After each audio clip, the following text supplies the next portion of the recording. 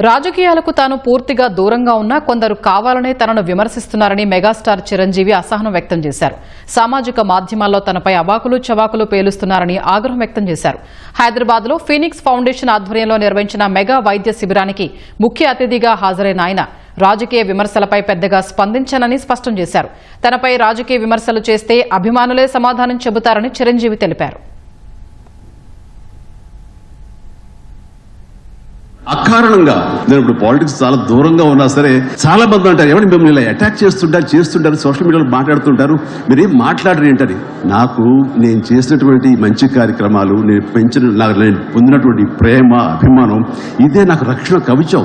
నేను మాట్లాడక్కర్లా, నేను చేసుకున్న మంచి మాట్లాడుతున్నట్టు నేను అలాగే అంటుంటాను. ఇది సత్యం. సో ఆ తర్వాత మళ్ళీ ఆ సదరు రాజకీయ నాయకుడు మళ్ళీ ఎక్కడా మాట్లాడేది నాకైతే వినపడలేదు. అంటే వాళ్ళకు కూడా మనసు ఉంటుంది కదా, వాళ్ళకి ఒక అంతరాత్మ ఉంటుంది కదా, వాళ్ళకి తెలుసు. ఇంటికి వెళ్ళేసరికి ఆయన అంతరాత్మ చెప్పబోయిన ఇంట్లో వైఫ్ అని చెప్పుది, ఏంటి చెప్పు నోరు అని. సో మనం మాట్లాడక్కర్లేదు, మనం చేసుకుంటూ వెళ్ళిపోతూ ఉంటే గనక ఎవరైతే ఇలాంటి రాతలు కానీ చేతలు కానీ మాటలు అంటారో వాళ్ళకి అదే సమాధానం. అందుకని నేను ఎప్పుడు దేనికి స్పందించను, అవసరం నాకు లేదు. మంచి తీసుకెళ్ళిపోవటమే, ఇలా మంచి చేసేటువంటి మాలాంటి తమ్ముళ్ళకి నేను సహాయంగా నేను ఉండటమే తప్ప ఇంకోటేం కాదు.